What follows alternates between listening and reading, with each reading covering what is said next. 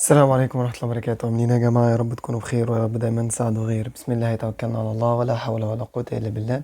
نبدأ بالصلاة على النبي كده عليه الصلاة والسلام. زيدوا النبي كمان صلى عليه الصلاة والسلام. واحد لا إله إلا الله، خفيفتان الثقيلتان، سبحان الله وبحمده، سبحان الله العظيم. طبعا ما تنسوش إخواتنا في فلسطين إن انتوا تدعي لهم بإذن الله عشان ربنا يبارك لنا كده قبل ما نبدأ. بسم الله. طيب ان شاء الله احنا دلوقتي هنبقى تروح تشد النسكافيه بتاعك، تمام؟ او مش نسكافيه بقى، مصر كافيه، تمام؟ ولا مش عارف اسمه ايه. المهم تشده او شاي بقى عروسه، كل واحد على حسب بقى بيشرب ايه. تمام. احنا ان شاء الله هنحاول، طبعا احنا بس كنا مزنوقين المره دي ان احنا نلم الموضوع باسرع طريقه لينا كلنا ان شاء الله، سواء ان انتوا في ناس منكم ما تعرفش حاجه، في ناس منكم عارفه ومحتاجه تراجع، في منكم اللي عنده مشاكل في حاجات معينه. هنحاول نعمل طريقه وسط ان شاء الله. آم، وبعد الميد ترم بقى ان شاء الله هنبقى نبدا الكورس مع بعض، محاضره بمحاضره باذن الله، متابعين مع الكليه عندكم بالمحاضرات نفسها، مش منهج مختلف، لا منهج عين شمس. هتلاقوني ان انا باخد محاضرات وبنجهز لها هي ان شاء الله، سواء اسئله من جوه المحاضرات او اسئله تانية ان شاء الله. طبعا انتوا عارفين انا معاكم على الواتساب، براحتكم، اللي عنده اي مشكله في اي سؤال ياخد راحته. عرفوا زمايلكم وربنا يستخدمكم في مساعده غيركم. بسم الله توكلنا على الله ولا حول ولا قوه الا بالله. يلا بينا. طيب انا من وجهه نظري والله اعلم يعني، وبرضه استشرت طبعا طلاب فيكم يعني ان هم يقولوا لي رايهم ايه الافضل ليهم. ف فأسرع حاجة إن إحنا نعملها إن إحنا هنراجع أو هنشرح عن طريق أسئلة الميد ترم نفسها. يعني إيه؟ يعني إحنا هنجيب أسئلة امتحانات الميد ترم القديمة نحلها سوا. طب أنا معرفش حاجة، عادي ولا يهمك، إحنا هنبقى بنشرح جزء جزء ونوسطن السرعة بإذن الله. وفي حاجة مش فاهمها عيد الفيديو والدنيا في اللذيذ بإذن الله، حاجة مش فاهمها تانية اسألني وكمل الفيديو عادي. بسم الله.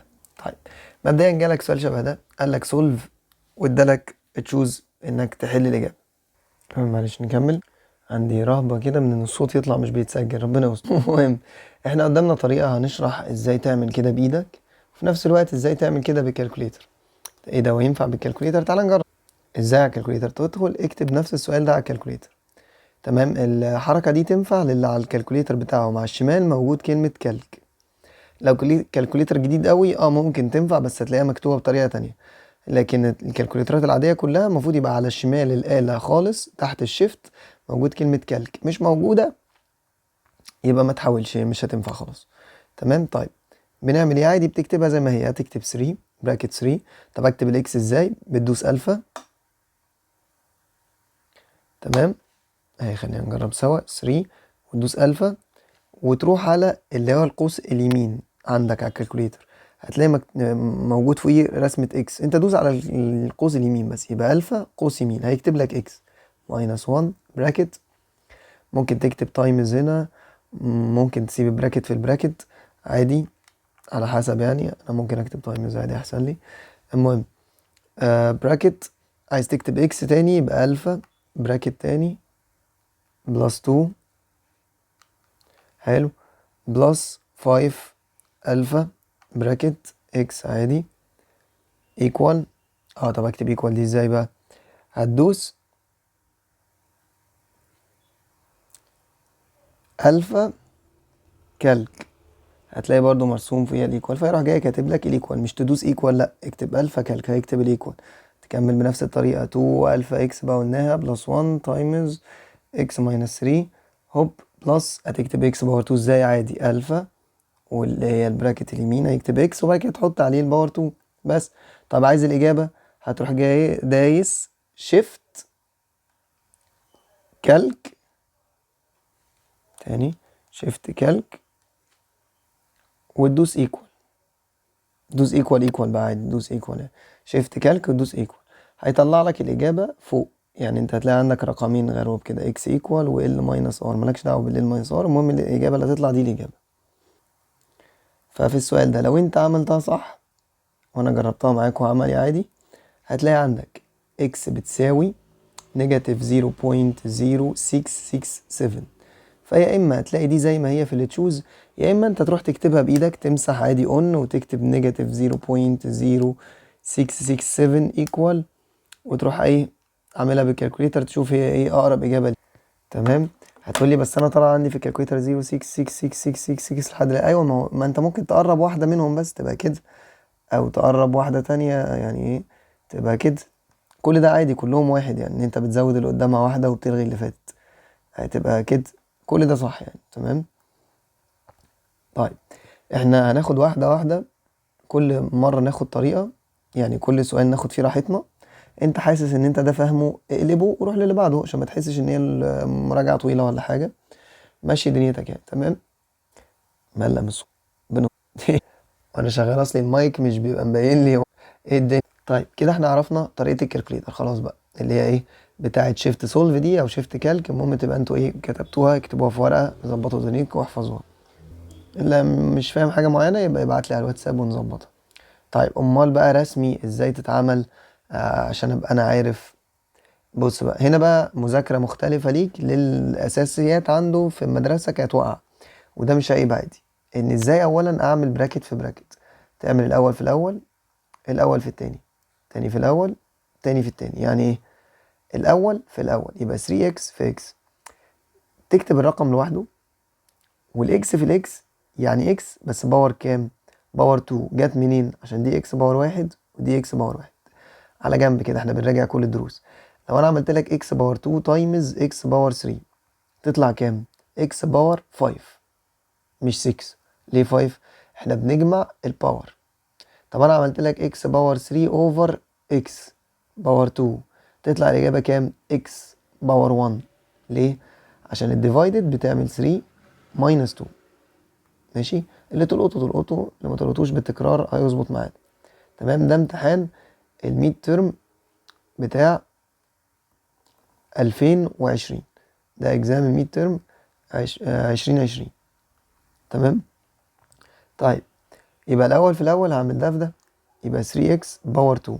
بعد كده 3x تايمز 2، المره دي اعمل الرقم في الرقم، 2 تايمز 3 يبقى 6 وتسيب الاكس في حالها. طيب تاني نيجاتيف 1 في الاكس، الرقم لوحده والاكس لوحدها.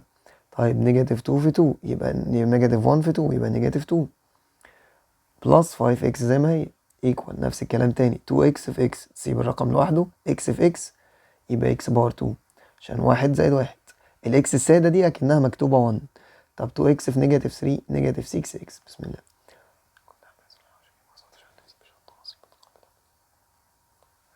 طيب بعد كده ال1 في الاكس. تمام. 1 في الاكس تبقى بوزيتيف 1x. بعد كده ال1 في النيجاتيف 3 يبقى نيجاتيف 3 بلس x باور 2. تعالى بقى نشوف اللي شبه بعض. يلا بينا. يعني ايه اللي شبه بعض؟ اللي نفس الأس نفس الباور. يعني ايه؟ يعني انت بص 6x 1x 5x كلهم اكس سادة اللي هي x باور 1، يبقى دول ينفع اعمل فيهم ايه؟ هتقول لي 6 ماينس 1 بلس 5. في واحد بقى بيتزاول من الاكسات. بص يا ابني الكلام ده كلنا عدينا عليه، بس الفكرة ان احنا مضحوك علينا. انت مزاول نفسك ان هي اكسات. انت لو ما شفتش الاكسات هتعرف تحلها عادي. يعني انت لو اعتبرتهم برتقان، برضه البرتقان ده وانا صغير لا ده كان حوار بيلخبطونا بيه نركز كده. سميهم اي حاجه انت عايزها. حماده، فاهم؟ 6 حماده ناقص 1 حماده يبقى 5 حماده، زائد 5 حماده تانيين يبقى 10 حماده. فاهم الفكره؟ بس 6 برتقانات ناقص برتقانه زائد 5، بس يبقى دول راحوا مع بعض كده. بقت بالنسبه لك حتى بالكالكوليتر اكتب 6 ماينس 1 بلس 5، بس كده بقت 10. يبقى انا كده طلع لي 10 اكس. طب دي في اي حاجه شبهها؟ لا، لحد الايكوال يعني ماليش دعوه باللي بعد الايكوال. بلس. طب هنا ماينس 2 خلاص ماينس 2 يبقى احنا خلصنا دول. نروح لايكوال اللي بعدها اكس باور 2. في اكس باور 2 تانية يبقى هنا 2 هنا جنبها مفيش حاجه، يعني اكنها جنبها كام؟ 1 مش 0، كأنها جنبها ايه؟ 1. 2 بلس 1 يبقى 3، يبقى ده راح مع ده. اكس واكس نيجاتيف 6 بلس 1 ما تعملهاش بدماغك بالكالكوليتر، يبقى نيجاتيف 5 اكس ماينس 3. هل خلصنا؟ لا. تبدأ تشوف ان انت يا توديهم كلهم في ناحية واحدة يا تودي اللي شبه بعض مع بعض. تعال نودي كلهم في ناحية الاول وبعد كده نشوف. يعني مثلا هنودي ده هنا، هنا بوزيتيف يروح هناك نيجاتيف، يعني 3x باور 2 اللي هي دي نزلت، دي بوزيتيف توديها هناك نيجاتيف 3x باور 2 بلس 10x. دي هنا نيجاتيف نوديها هناك تبقى بوزيتيف 5x ماينس 2، توديها هناك يبقى بوزيتيف 3. شايف انا بعمل ايه؟ اللي هنا ده لما بيروح العكس بيعدي الايكوال، نغير الاشاره ايكوال 0. طيب 3x، بص نفس الباور، 3 ماينس 3. شكرا. طب هنا نفس الباور، 10 بلس 5 يبقى 15x ماينس 2 بلس 3 تبقى بوزيتيف 1 ايكوال 0. دايما هدفك انك عايز الاكس في ناحيه لوحدها، يبقى اودي ال1 هناك، يبقى 15x بتساوي نيجاتيف 1. اودي الرقم بالديفايدد عشان دول لازقين في بعض بالتايمز، يبقى الاكس بتساوي نيجاتيف 1 اوفر 15. او حد منكم يقول لي ممكن نكتب ديفايدد 15، فديفايدد 15 دي اكن ايه؟ اكن ده اوفر 15 واكن ده اوفر 15، فدي راحت مع دي، يبقى الاكس ايكوال نيجاتيف 1 اوفر 15. اللي الطريقه اللي تفهمها ما تزودش نفسك بالتانيه. ايه ده؟ طب ده مش الرقم اللي، لا هو لو كتبته على الكالكوليتر هيطلع لك نيجاتيف 0.066666667 في الاخر، او حتى لو 6 بس هي. طيب طولنا في اول سؤال، ممكن عادي، بعد كده الدنيا هتبقى اسرع ان شاء الله. طيب 2، لا تعالى احنا لازم نعمل معاك واجب، نلون بقى. 2 8 ماينس 3x اصغر اود x ماينس 12. طبعا يا جماعه انا في الاول والاخر بني ادم، يعني ممكن يحصل حاجه في النص غلط عادي جدا، تقولوا لي يا دكتور هي هنا دي كانت الحته دي بس اتلخبطنا، ممكن تطلع انت فاكر ان هي غلط وهي مش غلط، وممكن فعلا اطلع انا غلط فاكتب لكم، احنا بشر يعني، تمام. ده انا بتكلم عامه، لو لا قدر الله حصل حاجه بالغلط، ساعات بتلاقوني ان انا بكتب حاجه بالغلط بس انا فاهم ايه وانتوا فاهمين انا قصدي ايه يعني، عادي. بسم الله. طيب نكمل. طيب اول لما انا بلاقي الحاجات دي بتلبش، ولا يهمك، قلنا بطل افواره، ماشي الدنيا، هي اكنها ايكوال، سيبها اكنها ايكوال لحد الاخر. احنا عايزين نودي الاكس في ناحيه والارقام في ناحيه، تمام. يعني الرقم ده نوديه هناك، اكس ده نوديه هنا، يبقى انا اودي الرقم هناك، خلي دي زي ما هي، خلي دي زي ما هي. الرقم اللي هنا مكتوب ايه؟ نيجاتيف 12. نودي جنبه الرقم ده، يبقى هنا بوزيتيف يروح هناك نيجاتيف، تمام. طيب هنا مكتوب ايه؟ نيجاتيف 3x، نزلناها زي ما هي، شيل الاسهم دي عشان مزاولاك، اوعى موبايل هيفصل. تركزوا بقى يا جماعه بقى، هنقعد نلعب ولا ايه؟ ثانيه واحده كده نعمل ان شاء الله باظ. ايوه بس اتمنى تكون الشاشه زي ما هي. ماشي نكمل. بقلبه التاب بقى لو اتقلب، المهم. طيب نكمل، نزلنا هنا. طب والاكس دي؟ طيب والاكس دي هنوديها هناك، هي هنا بوزيتيف نوديها بعكس الاشاره نيجاتيف، يبقى ماينس اكس ماينس 3 اكس، دي اكنها ماينس 1، تكتب على الكالكوليتر ماينس 1 ماينس 3 تطلع معاك نيجاتيف 4 اكس اصغر او ايكوال نيجاتيف 20. فيلا بينا، هتقولي خلاص نطير النيجاتيف مع النيجاتيف، تبقى 4 اكس اصغر او قد 20، تلاقي السؤال كله طلع غلط. ليه؟ ليه؟ في موضوع اكبر او اصغر والحاجات دي كلها تخلي بالك بس من موضوع النيجاتيف. يعني ايه؟ سيب النيجاتيف في حاله دلوقتي، انت عايز تطير الرقم اللي جنب الاكس، صح؟ قلنا عايزين الاكس لوحده، فانا هودي دي عشان هما بينهم تايمز، هوديها هناك بالديفايدد، يبقى الاكس اصغر او قد نيجاتيف 20 على نيجاتيف 4. ده غلط بقى، اشمعنى؟ هي النيجاتيف 4 صح بس دي اللي غلط. ليه برضو؟ لما تعمل ديفايدد رقم نيجاتيف، مش اي رقم، رقم نيجاتيف، لازم يعني انت وديت رقم النيجاتيف كده بالديفايدد، لازم تخليها، تشوف هي بصه ازاي، تخليها العكس، هي بصه كده تخليها تبص كده، لو كانت بصه مثلا كده تخليها انت تبص كده. ده امتى؟ لو انا بعمل ديفايدد رقم نيجاتيف، يبقى اكس اكبر او قد نيجاتيف 20 يعني نيجاتيف 4 يبقى 5، يبقى انا عندي الاجابه اكس اكبر او ايكوال ال5. دي معناها ايه؟ تقول لي بص انا عندي حاجه بتكسف منها، ان انا مش بعرف انهي الاكبر وانهي الاصغر. اعمل كده، بص لون كده، يبقى دول نقطتين وده نقطه، سيبك من بق السمكه والجو، النقطتين اكبر ولا النقطه الواحده؟ النقطتين، يبقى كده الاكس اكبر من 5 او ايكوال ال5، بس الخط ده يبقى ايكوال، تمام. ده كده شكل ممكن يكتب لك في اللي تشوز هنا، يتقال لك ايه؟ اكس بيجر ذان 5، شكرا، خلاص ماشي. لا بيجر ذان اور ايكوال 5 عشان الخط ده، تمام. وفي شكل تاني، ده معناه ايه؟ من 5 اكبر يعني لحد الاخر. ايه اللي اكبر؟ 6 7 8، ايه اخرك؟ انفينيتي. يبقى الكلوزد اللي هي كده دي الكلوزد ان هي معايا، عشان احنا قلنا ايه مكتوب ايكوال. طيب الانفينيتي دي ما بتبقاش معاك، فبتكتبها اوبن. اوبن يا اما بطريقه المدرسه كده، يا اما بطريقه الكليات بتبقى براكت كده. بس دي اشكال مختلفه يعني على حسب اللي تشوز اللي عندك. يعني في الميد ترم اللي قدامي هنا كانت الاجابه x bigger than or equal 5 عادي. حلو كده. طيب بسم الله، على ما اظن انت كده بدأ يوضح لك الموضوع. لو انت مقلق اللي هو طب انا ما اعرفش حاجه، انت كده فهمت احنا هنعمل ايه. حتى لو انت ما تعرفش حاجه عن المنهج، تعرف حاجه، احنا هنبقى بنضرب عصفورين بحجر او كذا عصفور كمان الصراحه يعني. منه ان انت بتذاكر، منه ان انت بتفهم الموضوع، منه ان انت بتحل الامتحانات على طول. فيبقى ان شاء الله بعد ما انت تحل الكلام ده بايدك، يعني انت حاول السؤال اللي تفهمه ارجع حله تاني بايدك. لان الماس دايما او الاحصاء، حطوا في بالكم الموضوع مش مجرد فهم، لا، الموضوع اكتر من الفهم حل. وحل ايه؟ حل تغلط. ايه ده يعني؟ المفروض ان انا بعد ما اقفل اغلط؟ ده انت لما تغلط ده احلى. لان الماس عامل زي الدنيا، ده بجد مش افوره. انت بتفضل ماشي في الدنيا عمال تحاول تمشي صح بس بتغلط، فتتوب فتبقى احسن عشان اتعلمت من غلطك فما تكرروش، فتغلط فتتوب فتتعلم بجد انك ما تعملش كده تاني. او تقول طب ما في ناس ما بتتوبش، اوكي، ما هو ما بينجحش. ولو فيك في الدنيا فالمهم الاخره، فاهم؟ بس ان شاء الله ربنا يرزقنا كلنا التوبه، يعني احنا كلنا بنغلط يعني. تمام، احنا رحنا في حته تانية، المهم نرجع تاني. تمام.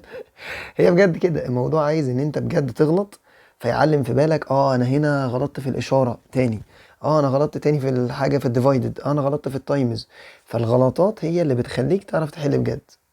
يعني انا من فضل ربنا مثلا أنا بحل معاكم. اي واحد تعرفوه حتى في الماس او لا عشان هو عبقري خلاص جامد جدا، اخترع يعني افتكاسات في الدنيا، لا، هو الفكره ان هو من فضل ربنا اجتهد، قعد يحل ويغلط، يحل ويغلط، يحل ويغلط، هي نفس الفكره. بس تمام. لازم في النص كده تنمية بشرية. المهم ماشي. دلوقتي بيقول لك بتكلف شركة 75 دولار عشان تنتج 10 حتت من ايتم معينة في اليوم الواحد. وبتكلف نفس الشركة او شركة اي حاجة مهم يعني 120 دولار عشان تنتج 25 يونت من نفس البضاعة دي. هات لي الكوست ايكويشن assuming it's linear. تمام. اي ايكويشن في الدنيا الطبيعي يعني طبيعي. تمام. عندك ايكويشن عاديه اللي هي بتساوي y equal mx plus c. تمام. ام ده بيبقى سلوب. يعني ايه سلوب؟ الميل اللي هو عارف الخط ده مايل قد ايه؟ مثلا 30 درجه، ده الميل يعني. تمام، ده مجرد فهم يعني. طيب، والسي دي اللي هي بيسموها واي انترسبت، الجزء اللي اتقطع من واي. يعني ايه؟ مثلا بص هوب، ده مثلا خط هنا مكتوب 3، يبقى ايه الجزء اللي اتقطع من واي؟ كام حته هنا؟ 3 بس، اللي هي ايه؟ اللي هي الحته دي. فانت بتيجي تشوف هنا الواي قد ايه، هي دي 3. يعني لو دي 3 يبقى يبقى النقطه هنا مثلا يعني. طيب انا مش فاهم حاجه، مش مهم، انا ده بقوله لك ايه على سبيل الفهم واحنا شغالين. طيب ده شكل. بيبقى في شكل تاني انك بتكتبها واي ماينس واي 1 بتساوي ام اكس ماينس اكس 1. دي طريقه ودي طريقة، الاتنين يوصلونا لنفس الموضوع. طب احنا محتاجين انهي دلوقتي؟ محتاجين دي. طيب بس انت ما قلتليش هو الام ده بيجيب ازاي سلوب ده؟ بص بقى، دي كانت زمان كده اللي فاكرها ومش فاكرها، اللي هي ايه؟ y2 minus y1 على x2 minus x1. في واحد في الخلفية انا مش فاهم حاجة عادي. واحدة واحدة مع بعض. تمام. انا كل دي حاجات بقولها لك، اكتبها عندك في ورقة، اكتبها عندك في ورقة. حاول اصور لكم النوتس دي، بس المشكله زي ما انتم شايفين في حاجات بتتمسح وكده، فانت اكتب عندك الحاجات دي اول باول. تمام. y2 minus y1 على x2 minus x1، ده عشان تجيب سلوب. ايوه، فين الحاجات الغريبه دي؟ امسح يا صاحبي، او انا غلطان، امسح. تعاصب اهو تعال باذن الله. طيب، ايه اللي هو بيتكلم؟ هو كلمني على حاجتين صح؟ فلوس وكميه. ماشي، هنخلي الكميه x والفلوس مثلا y. ازاي يعني؟ يعني انت عندك النقطة الطبيعية بيبقى دي اكس وده واي. يبقى انا لما انتجت 10 حتت كانت تكلفتهم 75. تمام، يعني كوست بالنسبة لي اكنها هي ايه الواي. طيب جيت انا هنا لما انتجت 25 حتة، الكوست بالنسبة لي كانت 120. جميل الكلام ده. يبقى اول تجربة ودي تاني تجربة. فانا قلت لك لازم تجيب ايه سلوب اللي هو y2 minus y1 على x2 minus x1 اللي هو بيساوي y2 اللي هي دي تاني y ناقص y1 اللي هي اول y على x2 minus x1. تروح رازعها بالكالكوليتر تطلع ان شاء الله 3. حلو، يبقى انا جبت سلوب ب 3. هو انا جبت سلوب ليه فكرني؟ عشان هو قال لك هات لي كوست ايكويجن. انا بجيبها ازاي؟ قلنا y minus y1 تساوي x، سوري ايه ده، ما تركز بقى يا صاحبي اصحى كده، m x minus x1. طيب يبقى y minus y1 دي ولا دي؟ اي حاجه يا جدع، ما احنا سمينا دي y1 عادي يبقى هي.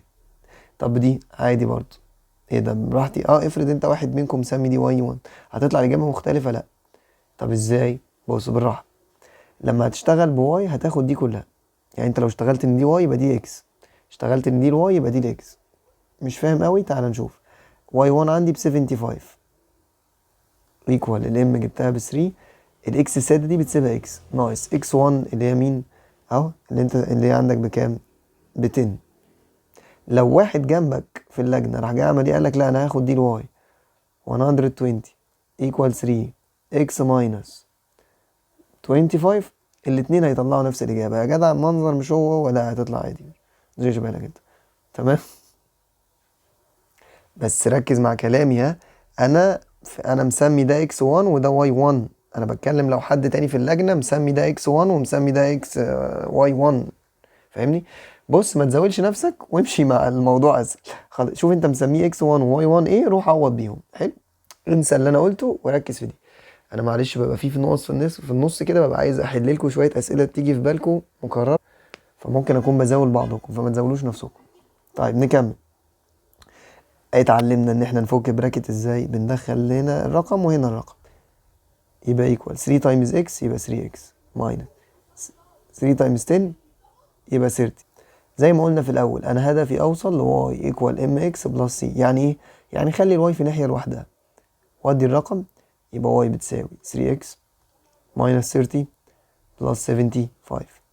يبقى الواي بتساوي 3x. احسب بالكالكوليتر على طول، ما تشغلش دماغك، هوب 45. طبعا برضو حاجة مهمة، دايما خلي بالكم من الاشارات في الاختيارات، تمام؟ عشان ما تشوفش حاجة شبه الاختيار تقول هي دي. طيب بسم الله نكمل. بيقول لك من المسألة اللي فاتت هات الفاريبل كوست فيكسد كوست استيميت واي لما تبقى الاكس ب 20. طبعا انت حاجة شبه دي المفروض ترجع تراجع تاني كويس، عشان دي هتبوظ لك مسألتين كده قالها. هنا يعني لو بدأنا باستيميت واي، دي معناها ان انت عند الاكس ب 20 تروح انت جاي ايه شايل الاكس، تحط 20 بلس 45، تلاقي الاجابه تطلع معاك 105. يعني احنا بس شلنا اكس كتبنا 20 اللي هو قال عليها. بس ده كده جزء من السؤال. طب وايه بقى الفاريبل كوست والفيكسد كوست في الكلام ده بقى؟ بص يا مان، الرقم اللي لوحده ده بيبقى الفيكسد كوست، الرقم اللي جنب الاكس ده بيبقى الفاريبل كوست. وعشان تبقى فاهمها اكنها ايه، اكن انا صاحب مصنع عايز احسب تكلفتي، فانا ايجار المكان بتاعي 45. يعني انا جبت عمال ما جبتش عمال كده كده هدفع ايه ال45، حتى لو جبت 0 عمال هدفع ايه 45، عشان كده اسمها التكلفة الثابتة. طيب انا جبت عامل يبقى اكس، جبت عاملين يبقى 2 اكس، جبت 3 عمال يبقى 3 اكس. لا سوري كده هتوهك، كده مش المعنى اللي انا عايز اوصله لك. احنا هنوديها بطريقة تانية. انت تكلفة العامل 3، تكلفة العامل 3 جنيه في اليوم. شوف انت بقى هتجيب كام عامل. مثلا انا بشبهها لك كده، فاهم؟ اللي هو قلت لي انا هشغل 2، خلاص يبقى 3 في 2 اللي هو هشغل شخصين كل واحد بياخد 3 جنيه زائد 45 اللي كده كده بدفعها، تبقى دي الإجابة. مثلا انا اللي بقوله ده على سبيل الفهم، تبقى انت فاهم ليه دي الفاريبل ودي كده بس، فهمت؟ فيبقى انت الفاريبل كوست ب3، فيكسد كوست ب45، والإجابة ب105. يبقى دول التلاتة. بيقول لك ال manufacture of a product sells all that is produced the total revenue is given by. حلو، يبقى بيقول لي دلوقتي total revenue هو عبارة عن y بتساوي 8x total cost. واحنا ليه بنكتب بالحروف دي؟ ماشي. total cost تكلفة كلها عبارة عن y بتساوي 7x plus 5 where x represent at the break even point. هو ايه البريك even point ده حضرتك لو انت ما تعرفش اي حاجة؟ ده اللي هو ايه؟ التكلفة قد اللي جاي، يعني فاهم، ولا كسبان ولا خسران. يعني انت بتدفع 5 جنيه، العائد بتاعك رجع لك 5 جنيه بس. تمام. ايه توتال ريفينيو؟ ده اللي هو العائد كله، كل اللي راجع لك. توتال كوست تكلفة كلها. يبقى احنا قلنا من الاول البريك ايفن ده معناه ايه؟ ان التوتال ريفينيو قد التوتال كوست. وده معناه انت قلت لي ان ال 8x بتساوي ال 7x بلس 5. هو ده اللي انت قلته لي. ومن هنا انا بقول دايما خلي الاكس في ناحية، يبقى 8x ماينس 7x عشان هي هنا بوزيتيف تروح بالنيجاتيف، يبقى 8 ناقص 7، يبقى اكساية بتساوي 5. يبقى الإجابة وصلت من غير ما نفكر وخلاص. اللي بعده بسم الله.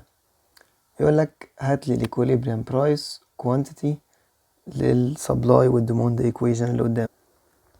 طب ايه الايكوليبريم؟ نفس اللي احنا شبه بريك ايفن، بس دي اللي هي ايه؟ الطلب قد العرض، يعني الاس قد الدي. ده الايكوليبريم. يعني بمعنى اخر بيقول لك ايه؟ بيقول لك ان الايكويشن كلها دي قد الايكويشن دي، بس اللي احنا بنقوله شبه مش منطقي. طب اعملها ازاي؟ ازاي ده قد ده وندخل دول في بعض؟ خلي حاجة واحدة فيهم تعوض عن التانية. مش فاهم اوي. يعني خلي عندك البي لوحدها في ناحية اكنها الواي، تمام، وادي مثلا الحاجة الناحية التانية. يبقى انت عندك اول واحدة 2b بتساوي، وادي 3x هناك تبقى 3x بوزيتيف بلس 8. 3b هتودي النيجاتيف 6 هناك تبقى بوزيتيف 6x، وال9 بوزيتيف زي ما هي. هنا عندك مشكلة، دي 2b ودي 3b عايزين نخليهم b واحدة بهاية. طيب ودي تحصل ازاي؟ من حقك انك تعمل للصف كله ديفايدد. يعني انا ممكن اعمل للسؤال كله ديفايدد 2 عشان اطير ال 2 دي، بمعنى هنا دي هتطير خلاص فيبقى اسمها b. طيب ال 3 هعمل 3 ديفايدد 2x بلس. طب ال 8 هعمل 8 ديفايدد 2. 8 ديفايدد 2 اللي هي كام؟ اللي هي 4. و 3 اوفر 2 دي اللي هي كام لو انت عايز تكتبها؟ اللي هي 1.5x. مش فاهم تاني.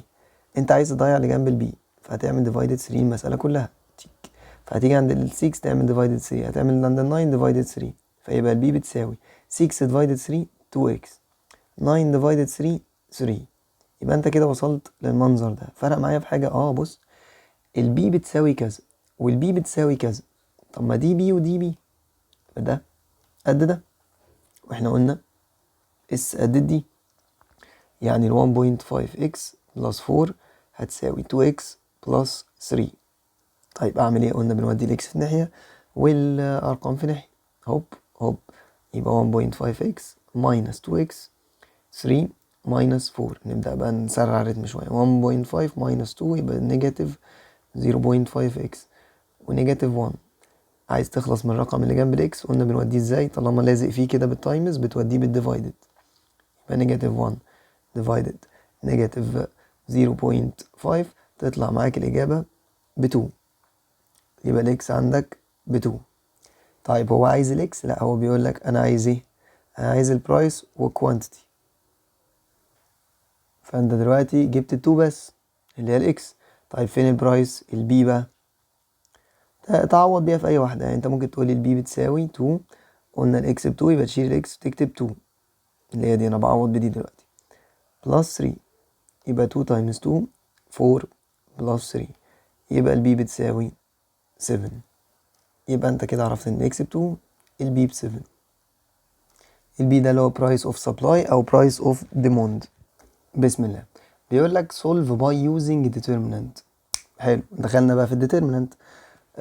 بما ان برضو بنرجع نكتشف حاجات، لو انت اول مرة تكتشف عادي، لو انت ايا كان، لو انت حاسس بضغط ده عادي ان شاء الله، ما تكونوش حاسين بضغط، بس لو انت حاسس بضغط ده طبيعي، انت بتخش كل حاجة مرة واحدة، والموضوع حتى الان قصير، واحدة واحدة تظبط دنيتك، ما تسربعش، المهم انك تخلص السؤال صح، هتفهم الموضوع ومع التكرار هيظبط. طيب الديترمينانت، مبدئيا عشان تيجي تحل الديترمينانت اللي هي باي يوزنج ديترمينانت، لما يديك ايكويشن هتحتاج 3 حاجات.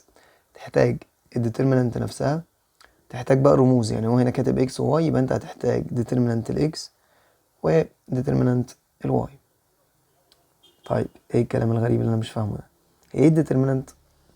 اولا هتروح تكتب ايكوال، اكن دول الاكسات ودول الوايات، تمام، عشان بيلخبطوكوا ساعات في الترتيب، فتتاكد ان هما مترتبين نفس الترتيب، او عوض بالعقل، يعني انت خلاص ده الاكسات ودي الوايات، ايه اللي جنب الاكس فوق هنا مثلا 4، ايه اللي جنب الاكس هنا مفيش حاجه يعني 1، ايه اللي جنب الواي هنا 5، ايه اللي جنب الواي هنا 3، يبقى ده الديترمينانت. طيب هو الديترمينانت ده بيتحل ازاي؟ بيتحل بان انت بتعمل كريس كروس، الغي الاكس والواي دول عشان ما يزولناش، اكن هنا في بوزيتيف ونيجاتيف. يعني ايه كريس كروس؟ يعني بتعمل ده تايمز ده ماينس ده تايمز ده. يعني ايه؟ يعني هعمل 3 تايمز 4 ماينس 5 تايمز 1. 3 تايمز 4 يعني 12 ماينس 5 تايمز 1 يعني 5، تطلع معاك الإجابة 7. يبقى ده determinant. طب determinant x تاني، يعني لما فهمش عادي، ايه determinant x؟ انت كنت قايل لي ان دول الاكسات ودول الواي، صح؟ بعملها ازاي بقى determinant x؟ بتشيل الاكس ده اصلا، ما بتكتبوش، هتكتب الواي زي ما هو. امال الاكس هعمل ايه مكانه؟ هتكتب الارقام اللي كانت بره. مش فاهم عادي، هتيجي بالتكرار. الارقام اللي بره 14 و7، يعني انا جيت مكان الاكس شلت الارقام، تعمل نفس الحركه، ده تايمز ده ماينس ده تايمز ده، المين دايجونال ماينس التاني، يبقى 3 تايمز 14 ماينس 5 تايمز 7. طبعا في طريقه ان انت تحسب الديترمينانت بالكالكوليتر، بس حتى الان اللي احنا بنعمله ده انت اسهل بايدك من الكالكوليتر. الكالكوليتر ده يبقى ليه لزومات ابعد شويه في الانفرس مثلا. حلو، يبقى ديترمينانت اكس طلع ب 7. طيب ديترمينانت واي تفتكر هتعمل ايه؟ هتكتب المنظر ده زي ما هو وتشيل الواي؟ لا، ده مش الاساسي، انت بتطلع تغير في الاساسي. في الاساسي المرة دي هتشيل الواي، تكتب الاكس زي ما هو في مكانه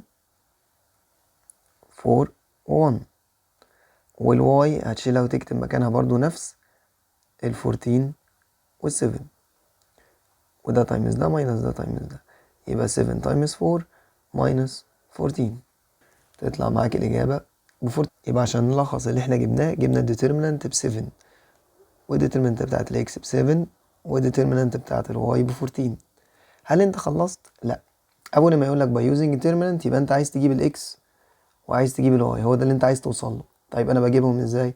بتجيب الاكس بانك بتعمل ديترمينانت الاكس على الديترمينانت، اكن مثلا المثلث بيروح مع المثلث، تمام، اكنها كده.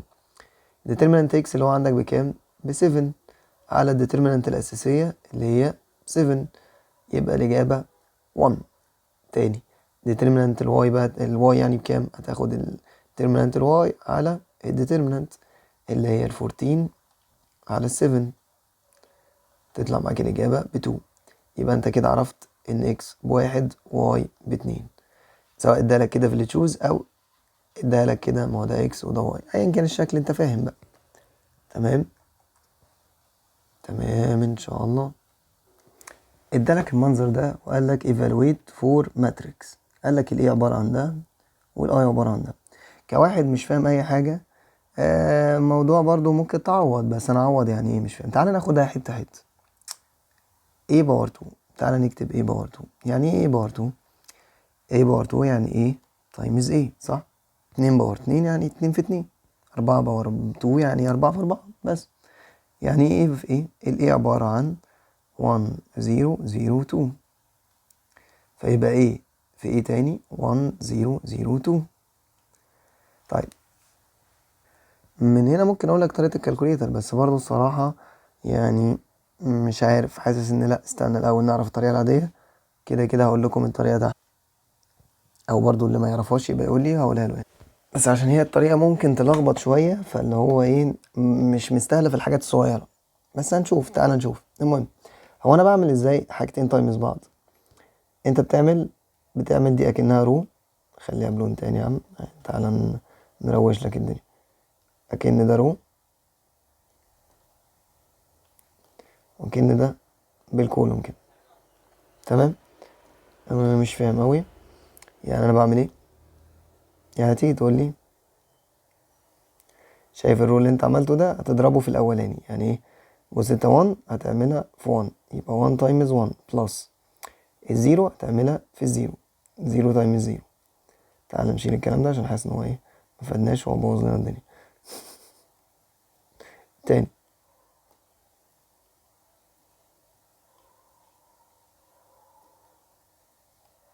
تاني، انا هعمل الرو ده المرة دي في الكولوم التاني، يبقى انا هعمل 1 في الزيرو زائد الزيرو في التو. تمام. نفترض انه تمام. تقول لي تعالى نعمل بقى الرو ده في الكولوم ده، بعد كده في الكولوم ده. يعني ايه؟ زيرو في الون، تو في الزيرو. بعد كده نجرب تاني. تقولي تعالى نعمل رو ده في الكولوم ده، يبقى زيرو في زيرو بلس تو في تو. ممكن تكون متلخبط، بس هو الموضوع زي ما قلنا انت بتعمل الرو في الكولوم بس. فالرو ده بتعمله مرة في الكولوم ده ومرة في الكولوم ده فوق، والرو اللي تحت مرة في الكولوم ده ومرة في الكولوم ده تحت. طيب في طريقة تانية برضو. انت لو فهمت دي خلاص ما تركزش في اللي انا اقوله. بص اللي جاية، ركز كده. لو حصل حاجة، هو ده 1 وده 0 صح؟ 1 0 1 0. ده 0 وده 2 0 2 0 2. يبقى من الأول كنت ممكن أكتب 1 بلس 0 1 بلس 0، وأكتب 0 بلس 2 0 بلس 2. ركز ايه اللي حصل فيهم. 1 و 0 صح؟ 1 و 0 1 و 0. يعني كولوم بكتبه بالطول، قصدي كده 1 و 0 1 و 0، والتاني 0 و 2 يبقى 0 و 2 0 و 2. انا اتلخبطت يبقى في كسم اللي انا قلته ده، ولا كأني قلت اي حاجه. طيب ممكن تريحنا بعد ما تخلص وتقول لنا الكالكوليتر ازاي هريحك؟ حاضر ونشوفها.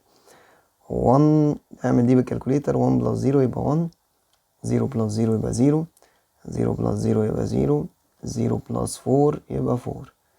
يبقى اللي انت جبته ده الاي باور 2. طيب ماشي. قبل ما اقول لك طريقه الكالكوليتر هنكمل السؤال وبعد كده اقول لك طريقه الكالكوليتر. يبقى انت جبت لي a باور 2، عايزك بقى تجيب لي نيجاتيف 5a او 5a بس من غير نيجاتيف حتى. هاتها لي. ها، تعال نجيب 5a equal 5. ال a اللي هي كان مديها لنا في الاول. لما يبقى عندك رقم بره الموضوع بسيط في الماتريكس. يعني في الماتريكس بتدخل الرقم ده في كل الارقام بس. فهتعمل 5 تايمز 1 5، 5 تايمز 0 0، 5 تايمز 0 0، 5 تايمز 2 10. تبقى انت كده جبت ال 5a. طيب وايه ال 2i دي؟ ادي 2 والاي دي ثابته عامه، اللي هي ايه؟ اللي هي بيبقى المين دايجونال 1 وباقي الارقام 0. في هنا 2. هنعمل بقى 2 هنا و2 هنا، 2 هنا 2 هنا، تطلع معاك 2 0 0 2. بس كده انت جاهز انك ترجع الارقام ده وده وده نعوضهم جنب بعض.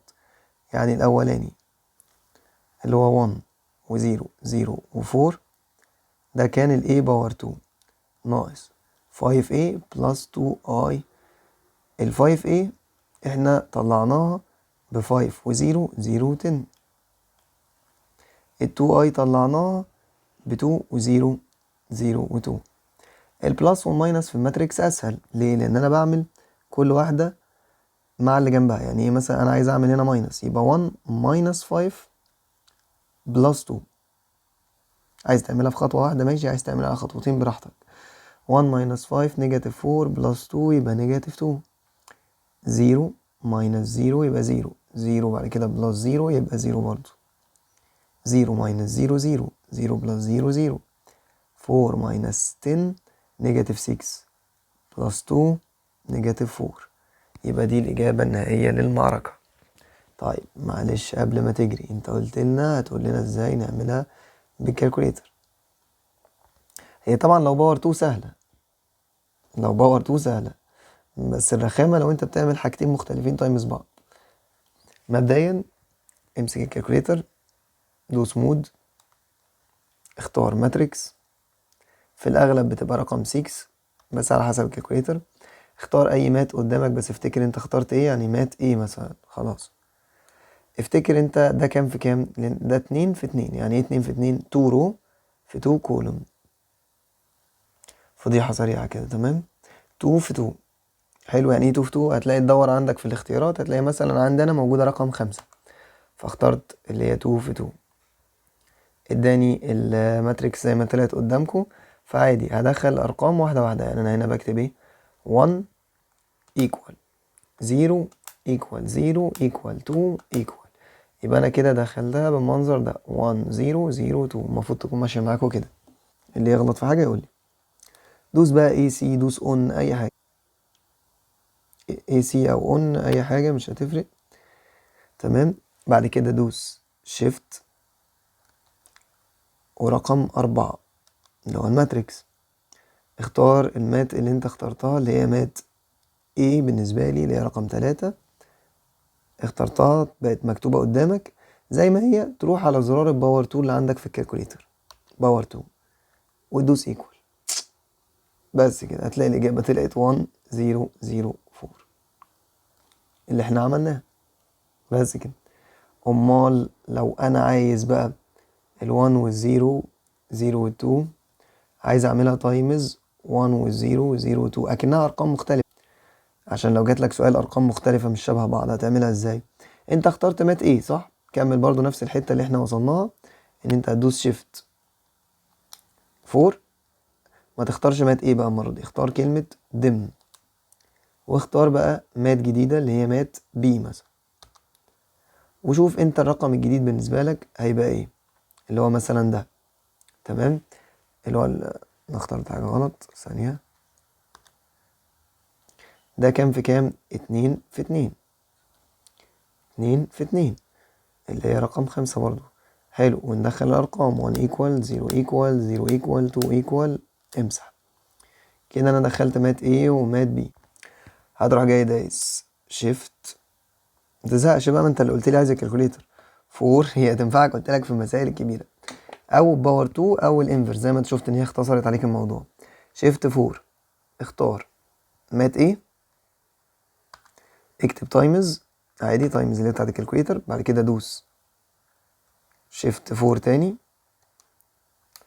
واختار المرة دي مات بي.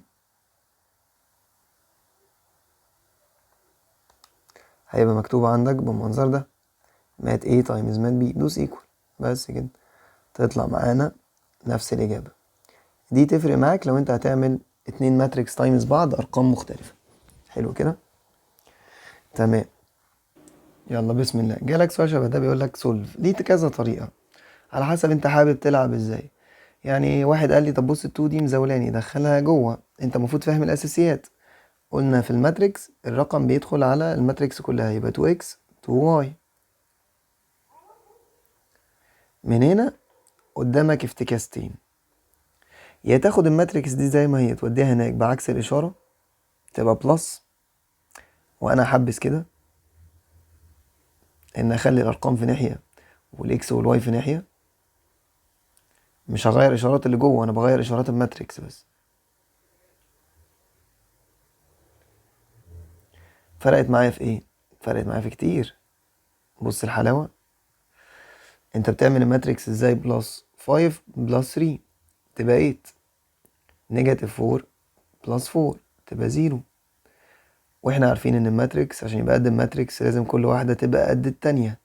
يعني 2x تبقى قد ال 8 وال2y تبقى قد الزيرو. من هنا انت عايز تخلص من الرقم بتوديه بالديفايدد، يبقى الاكس بتساوي 8 ديفايدد 2. 4. عايز تخلص بتودي 2 هناك، يبقى الواي بتساوي 0 divided 2 0. بس كده تبقى خلصت. طيب لو حد ما كانش عمل اللي انا عملته ده، ما كانش نقلها، ما كانتش جات في باله، حس ان هي اصعب، كانت هتبقى غلط؟ لا، ما كانتش هتبقى غلط، عادي. كنت انت هتعمل كده، هتقف هنا، هتقولي وانا ازاي بعمل ماينس؟ هتقولي كنا بنعمل كل واحدة ماينس اللي جنبها. يبقى 2x minus 3 equal 5. 2y minus 4 equal -4. وتودي -3 بعكس الإشارة، يبقى 2x بتساوي 8. تودي 2 بالديفايدد، يبقى الإكس بتساوي 4. تودي دي بعكس الإشارة، يبقى 2y بتساوي 4 minus 4. 2y بتساوي 0. توديها بالديفايدد، يبقى هي سواء اتكتبت كده أو اتكتبت كده. بسم الله. A find inverse. طيب A find inverse، حلو. ال A inverse بتجاب ازاي؟ دي انا قلت لكم بقى بالنسبه لنا الكالكوليتر اسهل بكتير جدا، ينجز لك الحوار. هي عباره عن 1 over determinant في الادجوينت ماتريكس. يعني انت الاول هتجيب للماتريكس ده الديترمينانت، يعني هتروح تقول لي عايز ال A اللي هي عباره عن 6 و5 و1 و3. بنحل الديترمينانت ازاي احنا؟ تقول لي كريس كروس، يعني 3 times 6 minus 5 times 1، يبقى 18 minus 5 يبقى 13. ده determinant، ده أول جزء. طيب وإيه الادجوينت ماتريكس ده؟ الادجوينت ماتريكس change position، change sign، غير مكان، غير إشارة. يعني إيه؟ يعني أنت هتقول لي الادجوينت ده عبارة عن غير 3 مع 6، تبقى 3 هنا وال6 هنا. طيب والباقي بتسيبهم زي ما هما، بس بتغير اشاراتهم. لو دي مكتوبة بوزيتيف خليها نيجاتيف، دي مكتوبة بوزيتيف خليها نيجاتيف، لو كانت مكتوبة نيجاتيف خليها بوزيتيف، وهكذا. يبقى ده الادجوينت. يعني عايز ايه برضو؟ يعني انت هتكتب لي 1 over 13 اللي هي الديترمينانت دي تايمز الادجوينت اللي احنا لسه جايبينها اللي هي 3 6 -5 ونيجاتيف 1. وقلنا بيتعمل ازاي؟ لو في رقم بره بتدخله تايمز تايمز تايمز تايمز، فهتبقى 3 over 13 minus 5 over 13 minus 1 over 13 6 over 13. انا عملت كل رقم تايمز 1 over 13. تمام، هيطلع لك بالمنظر ده، سواء بقى انت في اللي تشوز مكتوب لك كده او معمول لها ان انت عامل لها اس دي اللي هي approximation. طيب وايه طريقه الكالكوليتر في الموقف ده؟ احنا قلنا بقى اسرع بقى. تمام، هندوس مود، بعد كده ماتريكس، بعد كده مات ايه، شوف هي كام في كام. في الاغلب هي كام في كام؟ 2 في 2، يبقى هنختار 2 في 2. هنكتب الارقام، هندخلها اللي هي كانت 6 equal 5 equal 1 equal 3 equal. هنمسح شيفت 4. تمام، وتختار مات ايه على طول. طيب وبعدها هتلاقي فيه زرار تحت المود مكتوب كده اكس باور نيجاتيف 1. تمام، تحت المود بالظبط. ساعات عندكم اغلبكم ممسوح بيبقى مكتوب فوقيه اكس علامة تعجب دي، هو تحت المود بالظبط. بس دوس عليه. لما تدوس عليه هيبقى ايه اللي ظاهر لك؟ هيبقى ظاهر لك المفروض يعني قدامك كده في الكالكوليتر مات ايه وباور نيجاتيف 1. بس مش عايزين اكتر من كده. دوس ايكوال، دوس ايكوال.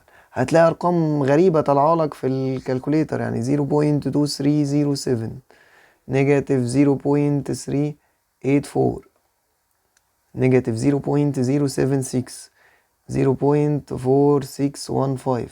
تروح انت عامل ايه؟ عادي عادي عادي، يعني انت في اللي تشوز مش باين لك، روح اقف عند كل واحده. يعني لو رحت وقفت فوق دي هيبين لك في الكالكوليتر ان هي 3 over 13، احود سنه هيبين لك ان دي نيجاتيف 5 over 13، وهكذا بقى.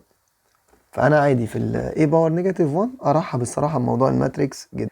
كده احنا الحمد لله خلصنا امتحان بالتمام والكمال.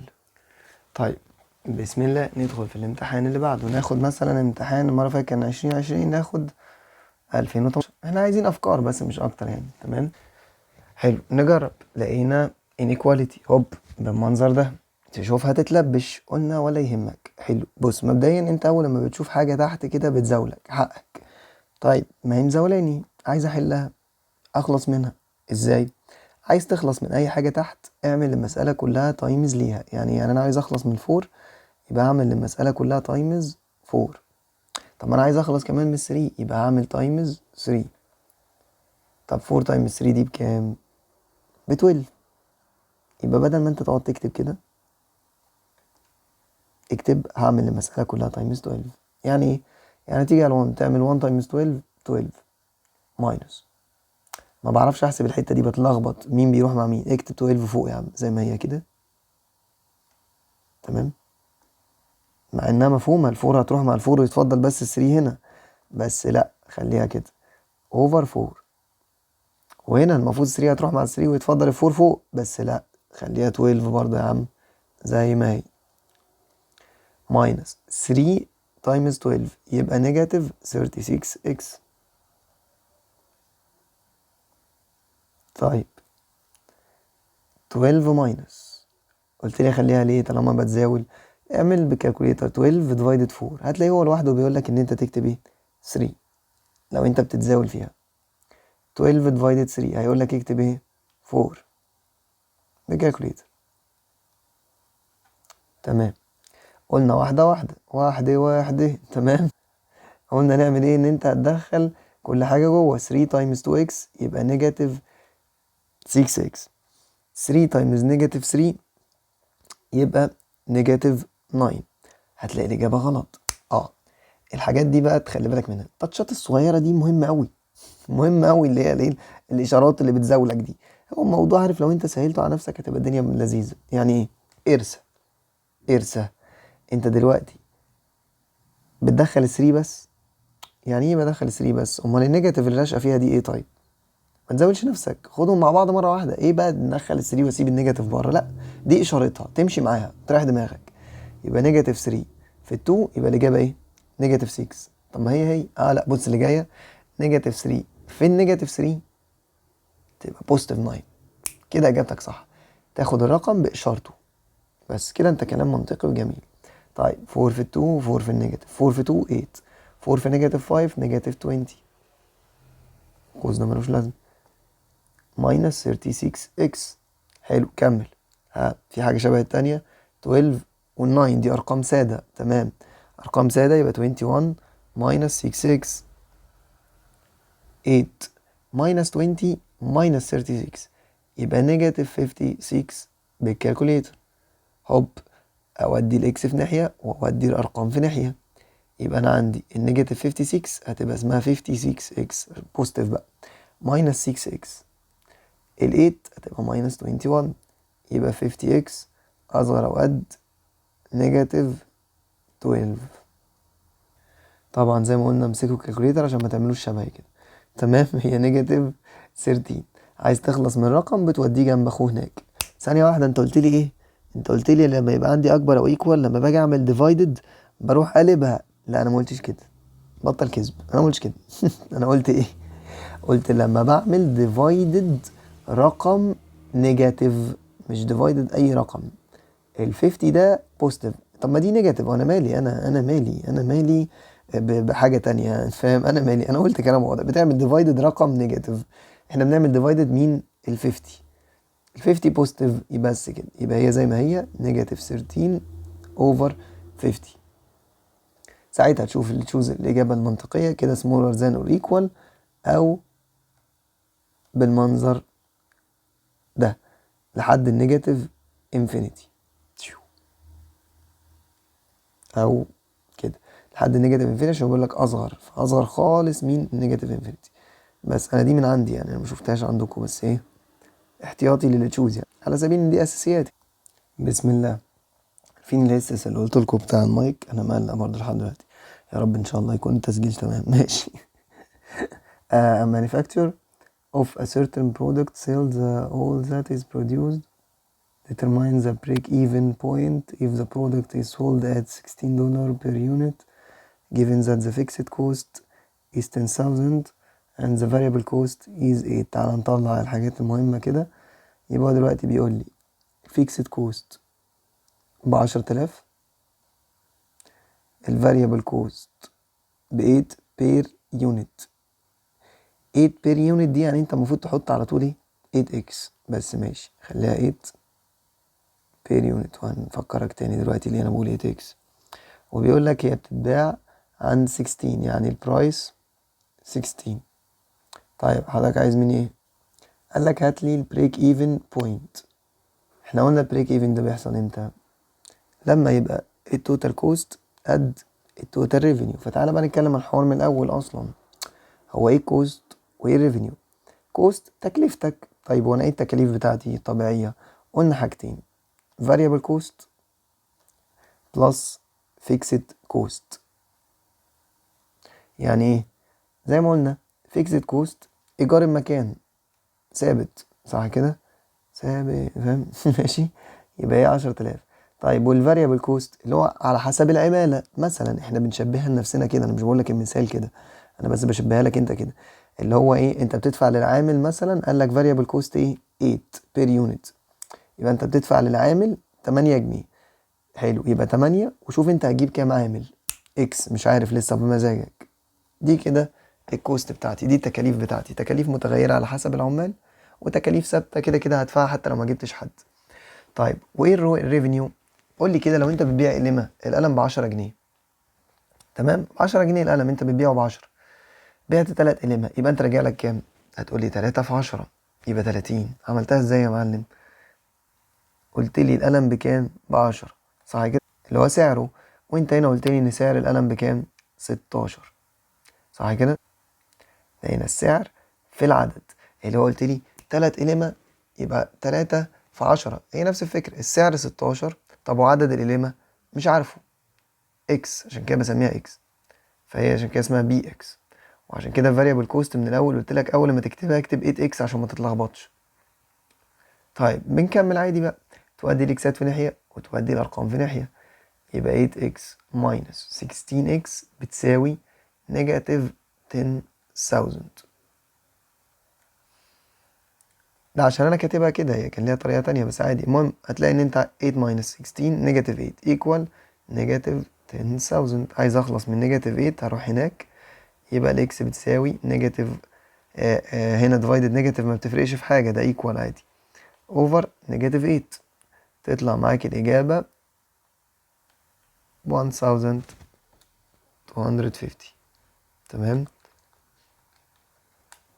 تمام. بسم الله. determine the equilibrium quantity price supply demand. قلنا ده بيحصل امتى؟ لما يبقى الاس قد الدي. ساعتها كان عندنا مشكلة ان بي مش قد البي، المرة دي بي قد البي، جاهزة جميلة جدا. يعني هو بيقول لي ده قد ده بس، حلو اوي. يبقى 2x plus 30 بتساوي نيجاتيف 3x plus 50. الله ينور. وادي الاكس مع الاكس يبقى 2x plus 3x عشان هي هنا نيجاتيف، وادي الرقم مع الرقم يبقى ال 50 minus ال 30 عشان هي هنا بوزيتيف. 2 plus 3 يبقى 5x، 50 minus 30 يبقى 20. عايز تخلص من اللي جنب الاكس بتوديه بالديفايدد، يبقى الاكس بتساوي 4. هل انت كده خلصت؟ لا، لان انت عايز تجيب مين؟ البي. طب بجيب البي ازاي؟ باخد اي ايكويشن على مزاجي، انا هاخد دي شكلها احلى. البي بتساوي 2 تايمز، انت قلت لي الاكس بكام؟ ب 4، يبقى اشيل الاكس دي واكتب 4 بلس 30، يبقى البي بتساوي 2 تايمز 4 8 بلس 30 تساوي 38. طب لو واحد عوض هنا هتطلع نفس الاجابه، اختار الاريح ليك. يبقى انت عرفت ان الاكس ب 4 والبي ب 38. بسم الله. قال لك determine x، هو مدي لك الديترمينانت دي بتساوي ب 3. طيب بما اننا وصلنا لهذه المرحله، برضو نقول حاجه. الديترمينانت ده ينفع يتحسب بالكالكوليتر؟ في العادي، مش في الاكسات، ينفع يتحسب بالكالكوليتر عادي جدا. برضو هتدوس مود وتعمل نفس الخطوات بتاعه الماتريكس ومات ايه و3 في 3. ثانيه عشان اخترت غلط.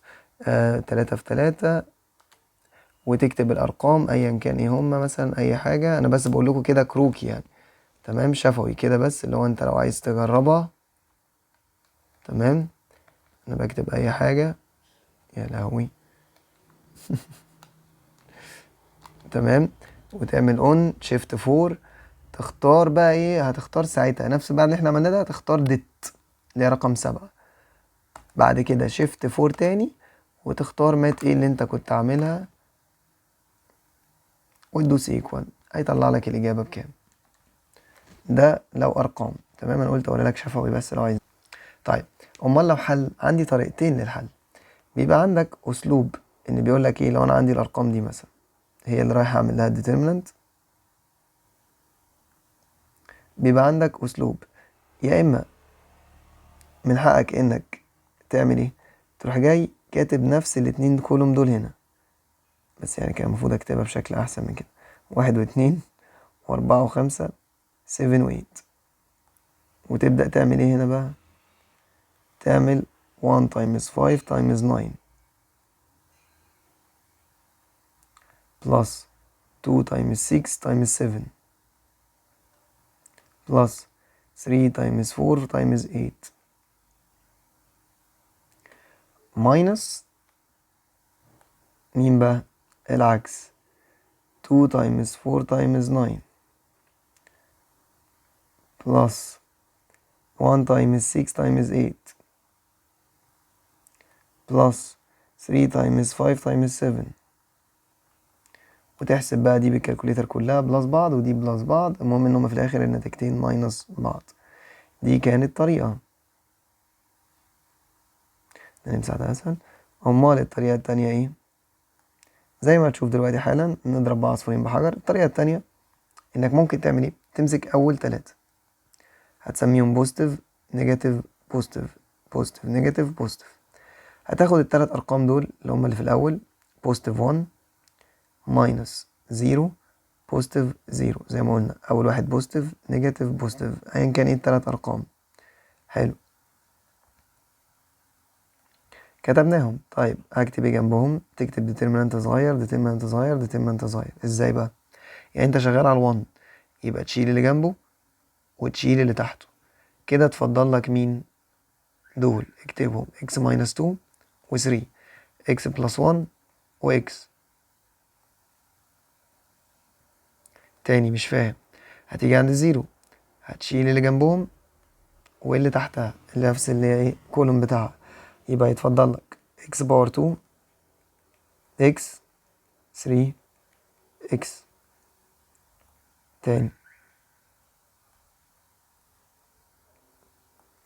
هاجي عند الزيرو شيل اللي جنبها شيل اللي تحتها، يبقى يتفضل لي x باور 2 x minus 2 x x plus 1.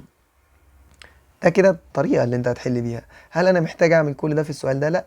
ليه؟ انت كل شويه تقول لي حاجه، ايوه انا بقول لك عشان تبقى فاهم، عشان لما يتغير الارقام ما تجيش تقول لي ايه ده حاجه مختلفه، لا انت المفروض كده فهمت بتتحل ازاي. تمام. كل ده بيساوي 3.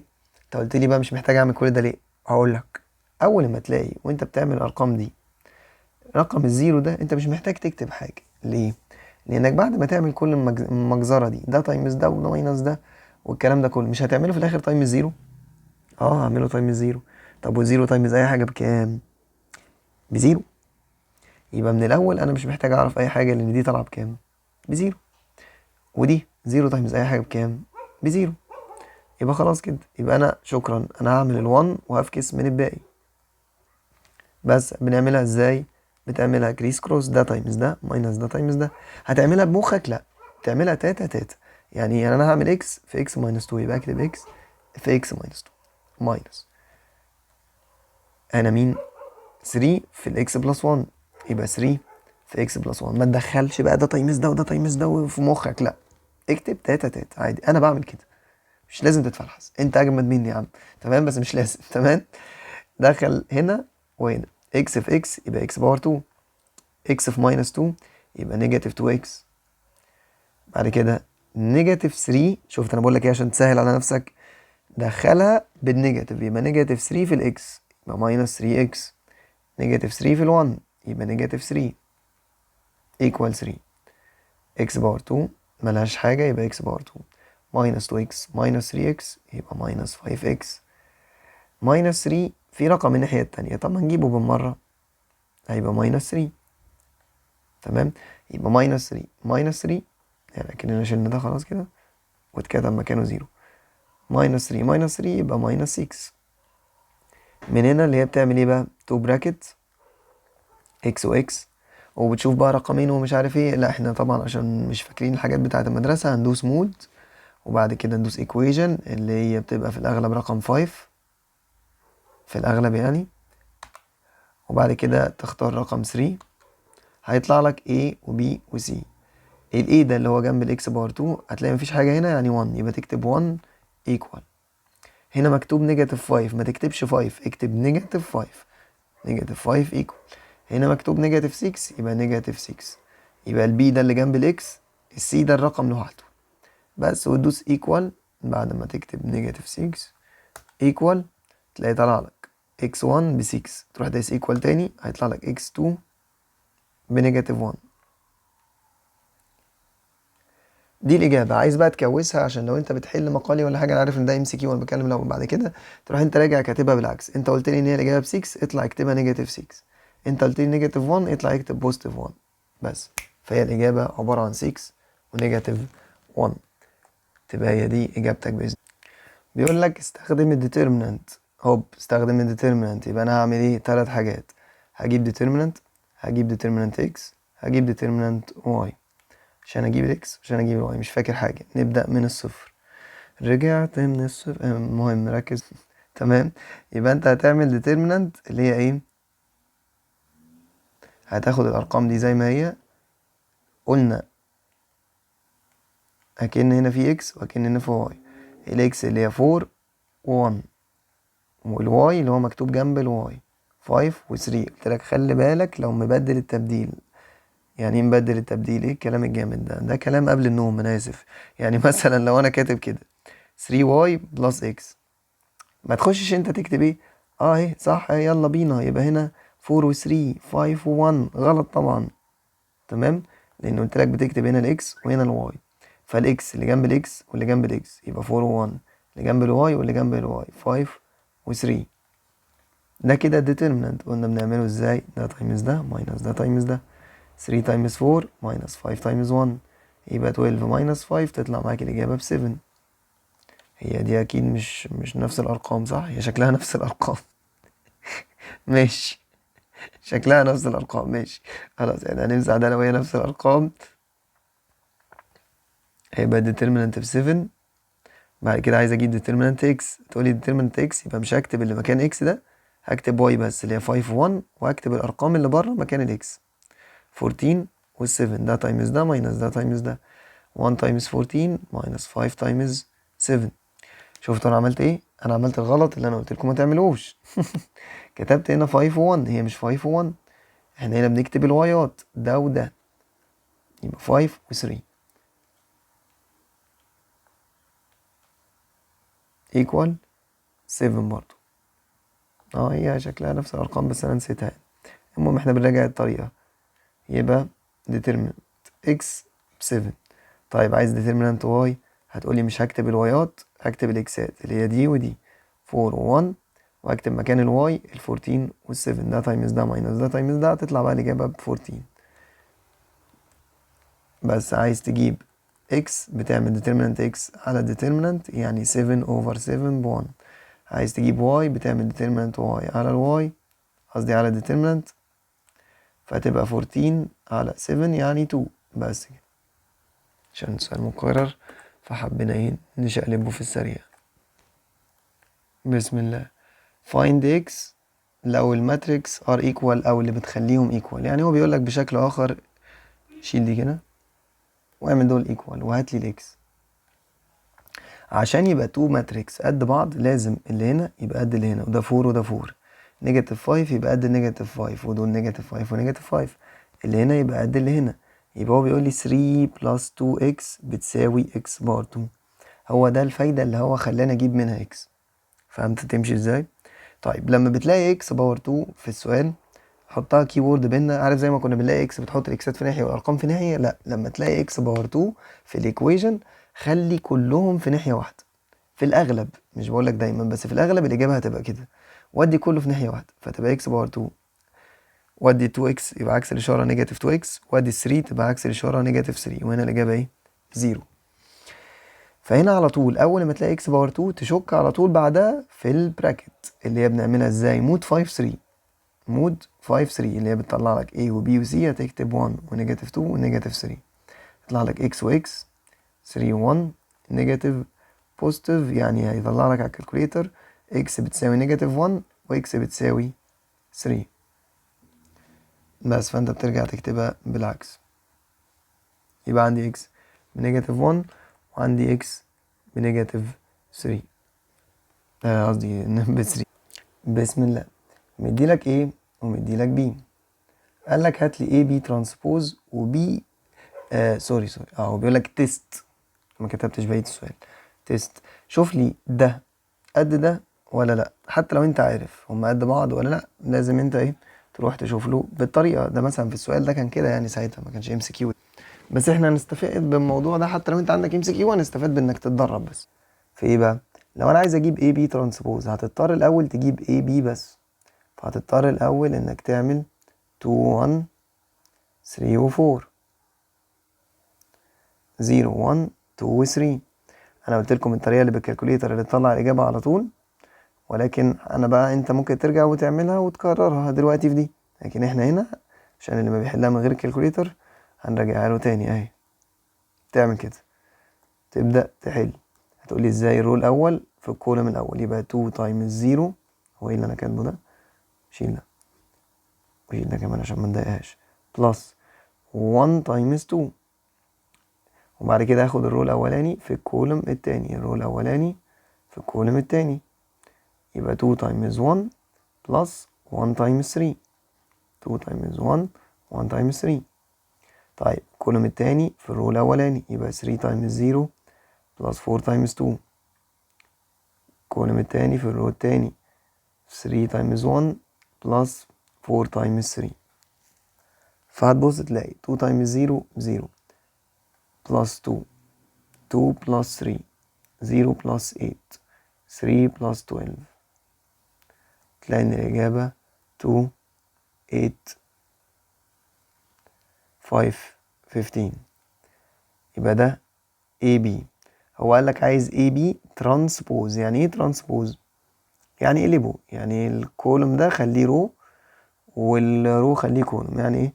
يعني هتكتب اهو 2 ال 8 دي خليها 2 8 5 15، يبقى ده الاي بي اي بي ترانسبوز. هو قال لك بقى ده بيساوي البي ترانسبوز تايمز اي ترانسبوز. هو ايه البي ترانسبوز وايه الاي ترانسبوز؟ اهي البي ترانسبوز يعني اقلبهولي، يبقى 0 جنبها 2 وال1 جنبها 3. الاي ترانسبوز يعني 2 جنبها 3، ال1 جنبها 4. حلو جميل. نرجع نكتبها تاني 0 2 1 3 2 3 1 و 4، وهنعمل لهم تايمز، يبقى الرو تايمز الكولوم، يبقى 0 في 2 بلس 2 تايمز 1. كده الرو في الكولوم يبقى 0 في 3 بلس 2 في 4. بعد كده الرو في الكولوم 1 تايمز 2 بلس 3 تايمز 1، 1 تايمز 3 بلس 3 تايمز 4. تلاقي ان الاجابة طلعت 2. هنا 2 بلس 3 5، هنا 0 بلس 8، هنا 3 بلس 12 15. تعال نقارن، ده البي ترانسبوز اي ترانسبوز، وكان عندك الاي بي ترانسبوز احنا مطلعينه بايه؟ 2 و8 و5 و15. هل ده هو ده؟ ده هو ده. اذا انت كده اختبرتها صح. فمن هنا بقى انتوا عشان MCQ تخلي بالك من حاجه، يبقى الاي بي ترانسبوز هو البي تي بي ترانسبوز اي ترانسبوز. يعني لاحظ كده ايه اللي حصل لما انت كان عندك اتنين تايمز بعض، كتبتها هنا بالعكس وكتبت ترانسبوز عليهم هما الاتنين. يعني لو جبت لك بي اي ترانسبوز دي هتساوي ايه؟ هتقول لي الاي الاول وبعد كده البي وتكتب الترانسبوز فوق كل واحده فيهم. فهمت الفكره؟ طيب في حاجه تانية نتكلم فيها بقى، حاجات نراجعها بقى عشان احنا كده حلينا الامتحان التاني بتاع 2018. حاجات نراجعها في التايمز. هو انا من حقي اعمل ايه تايمز ايه؟ يعني انت الماتريكس اولا الديترمنانت لازم تبقى 2 في 2 1 في 1 3 في 3 4 في 4. ده الديترمينانت. الماتريكس ينفع تبقى اي حاجة، يعني انا ينفع اقول لك A بتساوي 1 2 3 4 5 6 7 8. ده كده كام رو؟ 2 في كام كولوم؟ 4. 2 في 4 دي عادي ماتريكس، والماتريكس ما بتطلعش برقم. طيب انت عايز تقول لي ايه في التايمز؟ عايز اقول لك مثلا انا اديتك ايه بتساوي، نخترع اي حاجه، 1 2 3 4 5 6، وبي بتساوي 2 3 4 5 6 7. دي كام في كام؟ لازم تتعلم تعرف ازاي كام في كام. الرو دول 2 رو في كام كولوم؟ في 3. طيب وده كام رو؟ 3 في كام كولوم؟ 2. لو جيت قلت لك ينفع اعمل ايه بي، احسبها لي، وينفع اعمل بي ايه، احسبها لي. هل اولا اي بي قد البي ايه؟ لا، ده اولا حطها قاعده عندك، ده مش شرط خالص، في الاغلب لا اصلا، ان ده مش قد ده اصلا. حلو كده في الماتريكس يعني. تمام. طيب برضو انت عايز ايه مني؟ عايز اقول لك تقول لي كده ده ينفع يتعمل ولا لا. يعني ايه ينفع؟ بتروح تقف كده الاي 2 في 3 والبي 3 في 2، صح؟ تروح انت عامل ايه زي الشاطر كده، تبص على الارقام اللي جوه، يعني دي 3 دي 3 قد بعض، تمام، يبقى كده ينفع يتعمل تايمز. وكده انت عارف ان الاجابه هتطلع كام في كام؟ 2 في 2. يعني انت عارف ان هيطلع الاجابه بتاعه التايمز ده لما انا اعمل ده تايمز ده، الاجابه هتطلع عندي 2 في 2. انت كده عارف كده، لو جرب وشوف وهتلاقي هيحصل كده. طب جيت قلت لك العكس، لا انا عايز بي تايمز ايه. طب تعالى قول لي هي بي كام؟ بي 3 في 2 تايمز ايه كام؟ 2 في 3. ينفع يتعمل لها تايمز ولا لا؟ تروح قايل لي هبص شوف الارقام اللي جوه، التو قد التو، يبقى ينفع يتعمل لها تايمز. طب والاجابه هتطلع 3 في 3.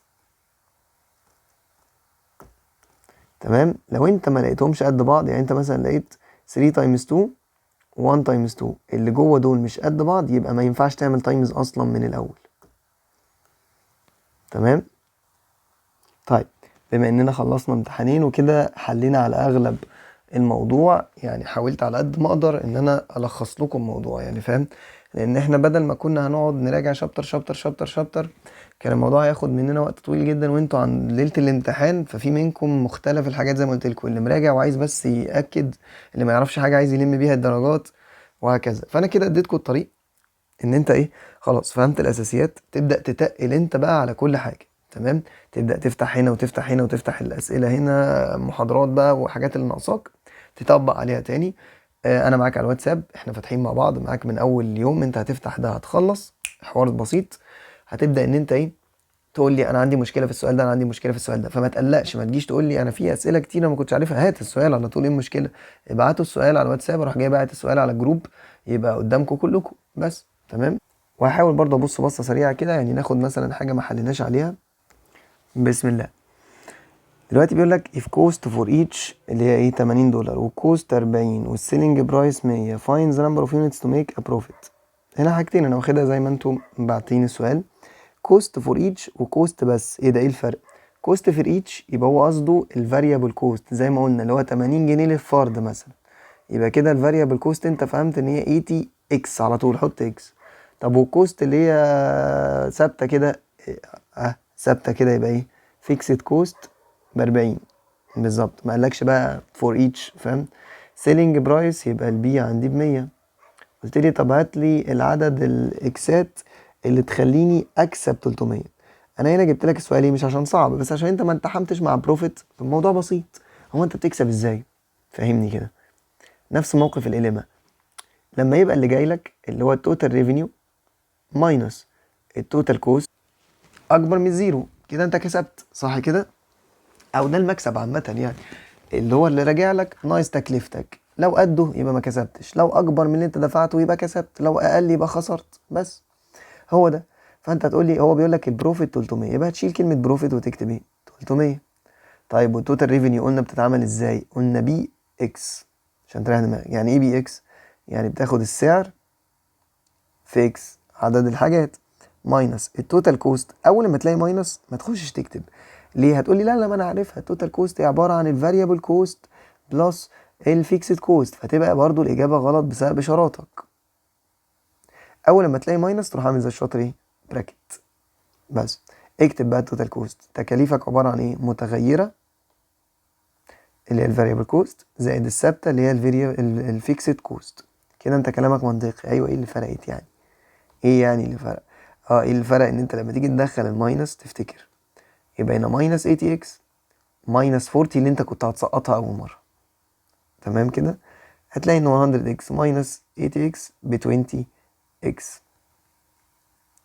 هتقول لي ما انا عايز الاكسات في ناحيه، خلاص ودي الارقام هناك. يبقى 340 بتساوي 20 اكس، على سبيل يعني 40 راحت هناك. عايز اخلص من 20 يبقى اوديها بالديفايدد، يبقى 340 على 20 بتساوي اكس، يبقى الاكس بتساوي 17. طبعا انت عشان راحت الناحية دي اتحولت. تمام. انا بس زي ما اكدت عليكم عشان ضيق الوقت انا حاولت ان احنا نلم الموضوع باسرع طريقة بالطريقة دي. اسهل ما انا اقعد احل كل حاجة يطلع اقعد 6 ساعات. انتوا كده بقى الموضوع بقى بسيط، انتوا اللي هتعرفوا المسؤولية الباقية دي بعد ربنا طبعا عليكم. انتوا اللي تدوروا تقولوا لي احنا هنا السؤال صعب ابعت، ايه المشكلة؟ فاهميني؟ بس طبعا بس عشان موضوع الام سي كيو ده انا بقلق بس من الحاجات اللي هي بتاعت التشوز ده، ان انت تبقى عارف ان انت لو ضربت حاجه في الانفرس بتاعتها هي انك تضرب الانفرس فهي الاي. يعني انت لو عندك ايه مثلا بواحد 2 3 4، لو ضربتها في الانفرس بتاعها بعد كده ضربت الانفرس بتاعها في الايه تاني هتطلع لك الاجابه في الاخر 1 1 0 0. ده كده كده تمام. والاي دي عامة، الاي دي عامة معناها المين دايجونال بتاعك بواحد واحد والباقي زيروهات. يعني انا لو قلت لك اي 3 في 3 هتكتبها ازاي؟ تكتبها كده 1 1 1 0 0 0 0 0. حاجة تانية برضو ما جاتش في طريقنا، لو قلت لك حلها لي بس using matrix matrices مش determinant هتعمل ايه بقى؟ هيبقى عندك 3 خطوات ماشي، او خطوتين، اي حاجه. المهم كده كده ايه، هتروح تجيب لي الايه باور نيجاتيف 1. تمام. وعشان تجيب الايه باور نيجاتيف 1 هتبقى عباره عن 1 اوفر الديترمنانت في الادجوينت ماتريكس، او تجيبها بالكالكوليتر. انا قلت لك الطريقتين صح. طيب الديترمنانت هتبقى عباره عن ايه؟ هتقول لي هكتب 6 ونيجاتيف 3 1 و 2، ده في ده ماينس ده في ده، فيبقى 12 ماينس نيجاتيف 3. ركز، نيجاتيف تقلب بلس، يبقى ديترمينانت عندي 15. انا هنا بختصر معلش عشان خلاص احنا ايه شرحنا الموضوع ده، انا بس عايز الفكرة. طب والادجوينت ماتريكس قلنا انك هتعمل ايه، هتبدل العكس. يعني مثلا هنا 6 وهنا 2 هبدلهم، يبقى هنا 2 وهنا 6.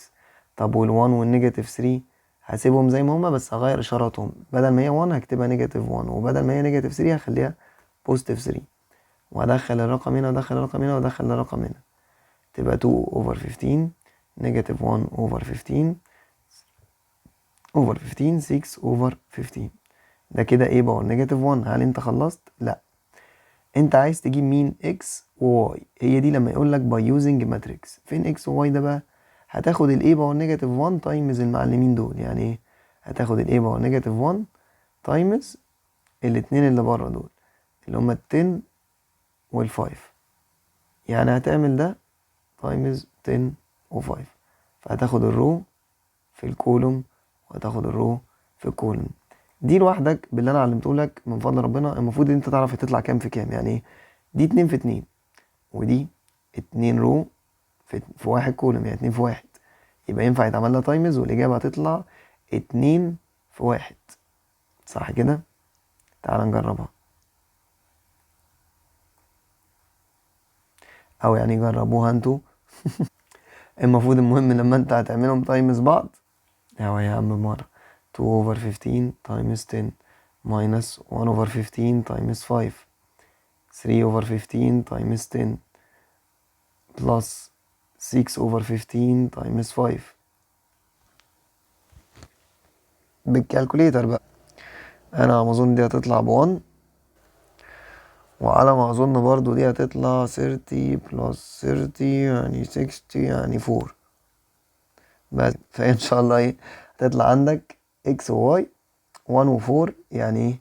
يعني انت عندك الاكس والواي قد ال1 وال4، يبقى عندك دي قد دي ودي قد دي، يعني الاكس ب1 الواي ب4. انا مش فاهم حاجه، ما تلخبطش نفسك. الفرق بس لما اجي اقول لك باي ماتريكس هتعمل حاجتين، هتجيب لي ايه باور نيجاتيف 1 ودي انت عارفها، ما تحورش تقولي مش فاهمها. تايمز هتاخد الرقمين اللي بره زي اهم دول بس. بس كده، شوف بقى بطريقتك انت الاجابه اللي هتطلع هي دي اكس وواي، بس كده هتبقى الاجابه اللي فوق اكس واللي تحت واي. وطبعا لما كنت بقول لك يوزنج ديترمينانت وبتقعد تعمل الديترمينانت وتجيب دلتا ودلتا اكس ودلتا واي، الكلام ده اسمه كرامرز رول، عشان ما يجيش يقول لك يوزنج كرامرز رول تقول لي ايه ده انا ما اعرفوش. ده هو الديترمينانت، تمام، اللي هي لما كنا بنجيب الديترمينانت وديترمينانت اكس وديترمينانت واي، وبعد كده تقول لي الاكس هي عباره عن ديترمينانت اكس على ديترمينانت والواي ديترمينانت واي على ديترمينانت. ده كرامرز. ادالك دي مثلا قال لك ده بيساوي ده، هل كل الفاريبل ده اللي هو مثلا عندك اكس واي دي يو يعني مش فور عشان بس انا عارف خطي بايظ، والزد وفي وفي دبليو في تي. هوبا، ايه العركه الكبيره دي؟ عادي، الموضوع بسيط جدا، ما تزودش نفسك زي ما قلنا المره 19 مش بالمنظر هي. انت تروح تبص بالعقل كده وبصه سريعه، يعني ايه ده قد ده؟ احنا قلنا ده قد ده يعني كل واحده بتساوي التانية، يعني ده بيساوي ده، يبقى اكس بلس 1 بتساوي 2 اكس ماينس 1. فادتك في حاجة؟ هتفيدك، خليها على جنب.